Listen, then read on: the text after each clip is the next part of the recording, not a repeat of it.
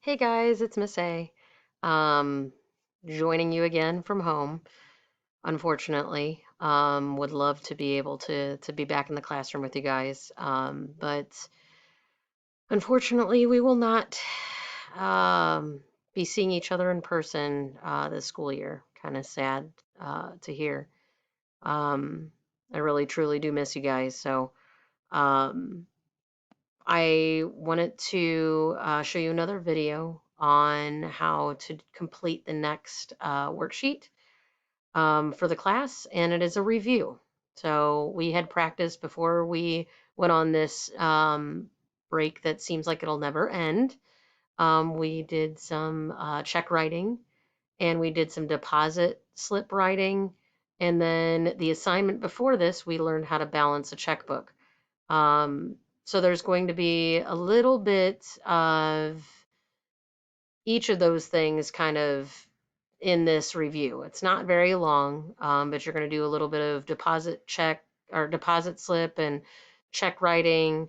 You're going to do one of each of those. You're going to do a couple of word problems, and I can read through those for you. Um, but I'm going to do kind of explain what you're needing to do for each one of those. So on this first one, obviously, this is a deposit ticket, so it's a deposit slip. And off to the left, they've given us the amount in cash that we need to put on there. I'm not going to exactly show you guys how to do that because I want to see what you guys remember. For that one, you're going to have to put it where you believe it should go for cash for the $25. And then you have three different checks for $7.85, $8.17, and $5.04. So you need to remember where to put those.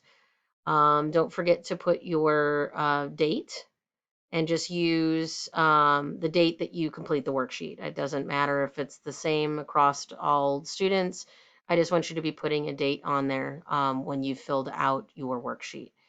Um, you do not need to sign because you're not getting any less cash received. It didn't say anything about that. Don't forget to fill out your subtotal, which is right here. Don't forget to fill that out right here. Don't forget to fill that out. And don't forget to put your full total here. Okay. There's no less cash received, so you don't have to worry about that. Okay, the next one is writing a check. So they've given you a check, 764, and you are going to write it out to Rialto Hardware for $35.08. Okay, so you need to be filling out all sections of the check, your date, your money, who it's being paid to, you need to spell out the amount. You can put down a 4 if you want to. If you want to leave it blank, that's fine too. I always like putting something on there so I know what the purchase is for.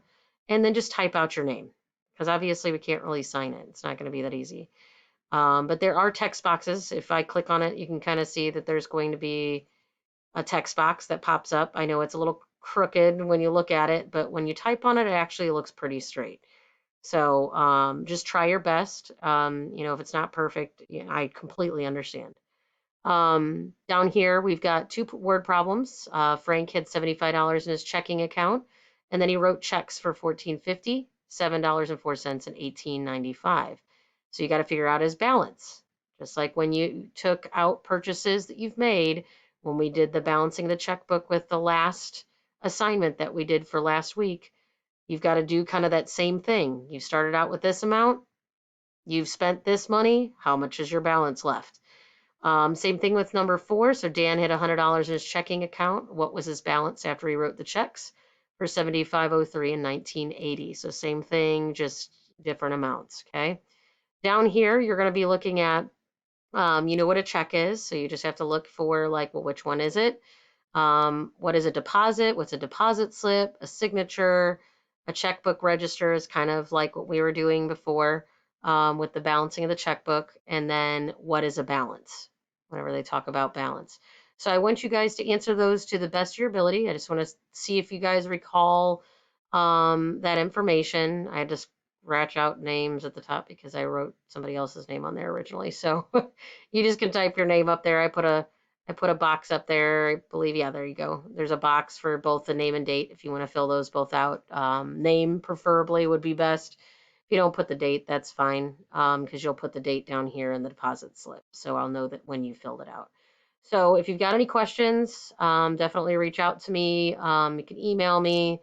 Hopefully I can set up some type of like class meet where everybody can see each other. Still got to figure out the best way to do that. Um, so I wish you luck. You guys should do pretty well on it because I believe everybody kind of remembers what to do. Hope you're doing well. Let me know if you have any questions. All right, bye-bye.